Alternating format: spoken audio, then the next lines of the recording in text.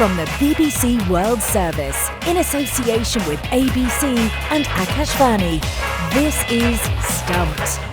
Hello and welcome to Stumped, your intercontinental hit of news, features and debate from the quirky world of cricket. I'm Alison Mitchell and I'm in Southampton after watching Australia's men crush England in the first of their three T20 internationals. The Aussies over here in England for a white ball series through to the end of what's suddenly become a chilly September. Travis Head was incredible again, a 19-ball 50. It wasn't a great night for England's women either. Congratulations to Ireland because they beat England in an ODI for the first time since 2001, even if it was a second-string England side due to this upcoming World Cup. So, yeah, well played Australia and Ireland's women. Hi there, Jim Maxwell in Sydney for the ABC, and it's pretty cool at the start of spring here, so we're being warmed up as ever. If Travis Head gets past naught, look out. That seems to be the danger number for him going on recent performances, but he's exciting, isn't he? Very exciting. So from afar, we're keeping up with Australia's performances with 5 one-days coming up before the end of the month as we get into the footy finals back at home. Well, aren't Australia doing what they love to do best? Crush the opposition. What's going on in England? Particularly Abby, the come on, English. you're losing to everybody now. Hello, everybody. This is Charu Sharma for Akashvani. I'm home in Bangalore, where I'm likely to be for several weeks now because there's some old and new issues in my spine that were looked at by a surgeon. And what can I say? I mean, I don't want to trade any medical stories, but I'm home, recovering, and very happy to be back on Stumped. And we're pleased to have you as well, Charu, and hope that back just starts to improve and, yes, gets stronger. Right, well, later in the show, we are going to be reflecting on a famous Test match win for Sri Lanka. But first of all, on Stumped, wicketkeeper Rishabh Pant is back in India's Test side for the first time since he was involved in that serious car accident back in December 2022. He's part of the squad that's been named for India's 2-match series against Bangladesh. KL Rahul is back as well. He was ruled out of the England series after just 1 test because of injury. And there is a first call-up as well for the left-arm bowler Yash Dayal. Now, the first test is going to be played in Chennai starting on September the 19th. So, Jim, Charu, just wondering your thoughts on that squad first of all. Charu. Yeah, I mean, not too many surprises. I suppose Shreyas Iyer will be a little upset because he was the big next go-to batter for India, perhaps even captaincy material, but he finds himself out of the squad. And good that KL Rahul is back. He was injured earlier on, so that was the second injury India was suffering from. But overall, of course, at home, India have been very strong. And you can argue about some of the players that have been missed, but I think the squad is good enough to beat most teams in India. Certainly, they'll be looking forward to a whitewash of Bangladesh. I see Mohammad Shami's got an injury, so that explains his absence. But he's now 34. But that bowling attack looks pretty much like the one we're going to see in Australia, as does the batting lineup, I suppose. So it's a good preparation around a test and white ball series against Bangladesh as they head towards Australia later on. But it'll be what's going to be interesting about this series will be Bangladesh, given their recent performances, to see if they can maintain some pressure on India. And playing in India, you think that'd be tough, but that was an extraordinary effort by Bangladesh, even though, as we know, Pakistan can be disappointing sometimes. But, we'll follow it with interest. Yeah. And on Rishabh Pant, Charu, I mean, he has, of course, played international cricket. He came back in the IPL, went to the T20 World Cup as well. You know, the Test series will be, another great step forward for him. But it's also another challenge physically. Will he have to be managed in any way, or is it accepted that he is, fully back to full fitness and off you go? Well, I can't imagine that he'll be back to full fitness because that was a horrific injury. He's been, in terms of the short form or white ball game, he has proved that he's almost there, if not 100%. But you're right. I mean, in a 5-day test match, many things can happen when you keep wickets for sometimes 2 days. If Bangladesh can bat that long, it's a different cup of tea. So this will be a big test for him. I think India are happy to have him because he is also, as has been touted in the past, captaincy or leadership material. And surely they want him back. They want to test. And it couldn't have been a better series to test Rishabh Pant because, with no offense to Bangladesh, it's not Australia. And it's not likely to be as difficult as some other countries could have been. Yes, he's a welcome return, but I do also feel a little sorry for all the rest of the wicket keepers in line. Dhruv Jurel particularly, he's in the squad, very good keeper, has had a very good Duleep Trophy, which is a premium Indian red ball tournament. They'll just have to wait again. If Rishabh Pant proves himself again, he hasn't had huge scores, mind you. Not that he's a big 200 man. He gets to that 100 and tends to get out, but scores quickly. This was a wonderful opportunity to test other keepers. But, Rishabh Pant is probably India's #1 keeper, has been before his injury. So, in a sense, it's a payback for all the work, the hard work that he did the match-winning work that he did for India before he was injured. Charry, tell us a little bit more about Yash Dayal then, the left arm quick. I mean, test selection must be a really welcome move for him, because those who might not even follow the game that closely might remember the name because of an IPL match last year when he was hit for 5 successive sixes. And, he suffered quite a bit after that game, didn't he? Was written off by a lot of people. So what's led to his selection in the test arena? It was actually more the magic of Rinku Singh, who was so, nerveless when he hit those 5 sixes to win the match. But he has come back rather well thereafter. And I think India are also looking for their next big lefty seamer. And as we know, lefty seamers are always a little special because they're less in number. And Yash Dayal possibly fits that bill because the rest are all right-handers. Mohammad Shami, as you mentioned, Jim is still injured. If he can get back to close to 100%, I think he will be favoured for the Australia tour. But otherwise, Mohammad Siraj is certainly a walk-in. And of course, they are playing Bumrah, where you talk about Rishabh Pant's workload. Bumrah is that special diamond in the Indian team who also perhaps needs to be very carefully looked at in terms of workload. But he'll be looking forward to getting into some red ball heroics because India don't play as many test matches as they possibly should. Yash Dayal, pretty quick, young. There are many others in the line. Mukesh Kumar misses out. He was in the Indian test team earlier on, so he's out now. And there are just a couple other contenders. There's also, if you remember, Mayank Yadav, who shot into prominence because of that 156, 157 kmph, but he still seems to be injured. And sadly, though, maybe 5-7 years ago, we would have had this long line of fast bowlers waiting to get in the Indian team. It's a little bare right now. Now we're just a few weeks away from the start of the Women's T20 World Cup. All eyes will be on Australia, who are going for a 4th consecutive World T20 title. Key to the hopes of Australian success could be spin bowling all-rounder Sophie Molyneux, who's missed a string of World Cups through a succession of injuries. She helped the Aussies win a very special T20 title in 2020 in front of a packed Melbourne cricket ground before multiple injuries, including ruptured knee ligaments, forced her out of the game for over 2 years.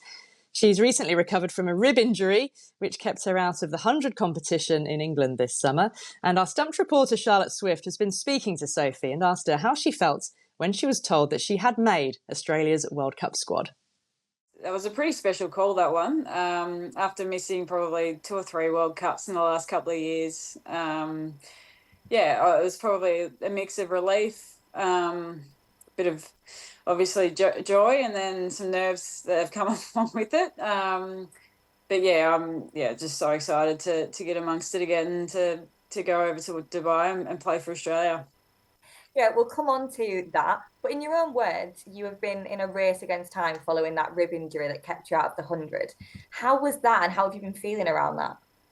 I never really felt like it was a race against time. Probably just from a management point of view, it was just and I did have the time just to let the bone heal, which probably was the most frustrating part because it felt good after a couple of weeks. And then, it was just reloading and getting back into batting, bowling and moving freely again. But I suppose in the back of my mind, although I wasn't going to play any cricket leading up to our series against New Zealand in the World Cup, I still had a lot of time to be able to get things right from a training point of view as well. So, I was pretty shattered to have missed the 100. It looked like a great comp again this year, but it wasn't the best time from a 100 point of view. But in terms of playing for Australia, it was okay. How are you feeling now? Are you fully recovered? Yeah, fully recovered. I sort of spent 3 or 4 weeks at the start just letting the bone heal, and probably for the last 6-7 weeks I've been able to build up some fitness and skills. We've mentioned there about injuries. You did spend a year out with a ruptured ACL. Can you tell us about that year out, and I guess how difficult it was and what it was that maybe kept you going? Yeah, I suppose it had its challenges, being out for that length of time. But yeah, I suppose what kept me going, I just enjoy the game. Yeah, I had so much support behind me, and will be extremely, and I'm extremely grateful for all the support I had, not just in those 13 months, but throughout my whole sort of time playing cricket, including my family and close mates, and some of them play for Australia. So the big motivation for me was to be able to get back and just to play with my friends, and that's probably why I play the game, and I probably worked that out whilst I wasn't playing. That it's the connection, it's the memories you make. Playing in different teams around Australia, around the world, and it kept me pretty determined to do the right things and get back and stay back. Was that hard watching, I guess, your friends and your teammates playing cricket? Because sometimes I've heard people say, they don't want to watch the game or they come away from the game because they feel like they can see what everybody else is doing. Did you ever have that moment?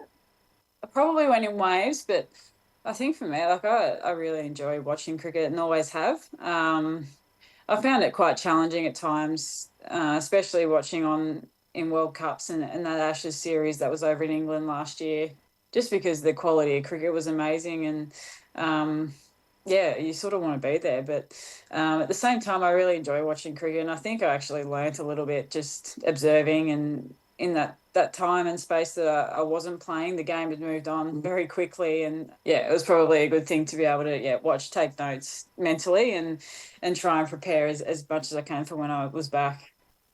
And when you came back, it was after over 800 days since your previous Australia appearance. How did it feel pulling on that shirt against South Africa in Perth? Yeah, it was a bit of a whirlwind for me. I suppose I wasn't really expecting a call up for a test match, and especially that quickly coming back. And I just remember calling mum and dad, and they booked the quickest flight over with my younger sister. It was pretty emotional walking out there. I think I had a little bit of a tear in my eye when we sang the national anthem in front of the crowd, and I could see my family there and how much it meant to them. It was a really special sort of week, I suppose, being called up, being back into the squad, and then playing cricket with a bag of green on my head in front of my family. So it was a bit of a whirlwind. And if we turn our attention to this World Cup and Australia looking to win a 4th title in a row, who would you see as your main competition? I think my mind immediately goes to England and India. I think traditionally they've always been our biggest rivals and play a really aggressive brand of cricket, especially the English team over the last couple of years. You can tell it's been a really considered effort for them to be able to take the game on, and it's been great to watch, to be honest. And to come up against them, I don't think they're in our pool, but if we come up against them in a final, I know it's going to be a pretty hard game to win. But I think those two. India is also very skillful. Have started to play a lot of T20 cricket domestically over there, so their talent is through the roof, and it's all coming together for them now. So that's really dangerous as well. And obviously the tournament's been moved now from Bangladesh to the UAE. What impact, if any, do you think that will have in terms of, I guess, playing conditions and crowds? Firstly, it's just really sad that it's had to move. I think we knew that it was going to be quite challenging in Bangladesh, and we'd sort of wrapped our heads around the conditions and both on and off the field that we were going to take on. But I suppose moving to Dubai, I don't think it changes a whole heap. Maybe bits and pieces when it comes to night games. I don't think a lot of us have played over there, but I know a couple have, and they've been able to report back what it seems to happen in terms of the pitch conditions. And and I did read an article where Heather Knight said that there wasn't going to be any crowds, and it sort of clicked in my head. I'm like, oh, probably not. So that's going to look different for us as well. So but I do think it's a case of the things that you can't control, and I think we've been really, really clear and focused on controlling what we can control, and that's how we play cricket and our brand. We've been able to sort of fine-tune that over the last 3 or 4 months during our winter. Well, that was Australia all-rounder Sophie Molyneux speaking to Charlotte Swift ahead of next month's Women's T20 World Cup. Australia opened their campaign against Sri Lanka on October the 5th in Sharjah. And I really enjoyed that interview. I think it really comes across just how much cricket means to her and the sort of resilience she's had to show to battle back from injury. So great to have Sophie Molyneux with us on Stumped. Now, finally on the show this week, we have to talk about it. Sri Lanka are celebrating after only their 4th ever Test match win in England. Having already lost the 3-match Test series, the Lions won the 3rd and final match at the Oval by 8 wickets, Pathum Nissanka hitting a magnificent unbeaten century in the run chase. And Sri Lanka's head coach Sanath Jayasuriya has compared the win to their famous 1998 victory over England at the same ground. I mean, Jim and Charu, it's fair to say England did not play well, but this is Sri Lanka's only 4th win out of 21 attempts going back to 1984. So, Jim, that is something to be celebrated. My word, it was a revelation as the series went. There were times where Sri Lanka were competitive in the earlier tests without sustaining it. But in this game, they did play with a fierce determination. I think some of their bowlers got a bit rattled by some bouncing balls from Ollie Stone, and they struck back fiercely with the ball in England's second innings, and it really was a miserable performance from England's side. I mean, to be frank, without Stokes in particular, but then Wood and Crawley, England are a lesser side. And, if they're not around on a regular basis in the next year or so, England will have some mediocre performances, I think. But the way they went about their second innings was extraordinary. Did someone say, this is a T20 game, we've got to finish it off quickly? Whatever it was a very, very poor batting performance. Against that, the undersold Sri Lankan pace attack bowled with a lot of spirit and control, moved the ball, got some bounce, and England did themselves in. But there's no doubt, as I heard Kimo Sangakkara say on the television, where on earth have the selectors been hiding the young fellow who got all the runs, Nissanka? Yeah, it was quite extraordinary, Charu, seeing some of the fields that England set. Sri Lanka have got to beat who are in front of them, who are playing. And yes, Mark Wood's now out for the rest of the year, which is really unfortunate for him and for England. He won't be there in that Pakistan tour. But you have to hand it to Nissanka. And it's such a cool, calm run chase, and to do it only 2 wickets down as well. Well, he had a perfect day, didn't he, trying to finish that match off in, T20 style. But overall, without taking anything away from that Test match victory, there is something to be said for perhaps a reduced weightage for what is in the past what has been called a dead rubber. Now, you've lost 2 Test matches. Jim, you mentioned that it was somewhat competitive. But unlike Australia, for instance, we have very high regard for Australia in this matter, Jim. England were just not ruthless enough. It looked like they said, well, we've got the opposition, we've got the 2 matches, and if we lose this one, does it really hurt us? I don't know. There was no real... Well, this is what the World Test Championship is meant to be about, isn't it? True. There is that. I mean, I think there was a lack of realization about the points involved.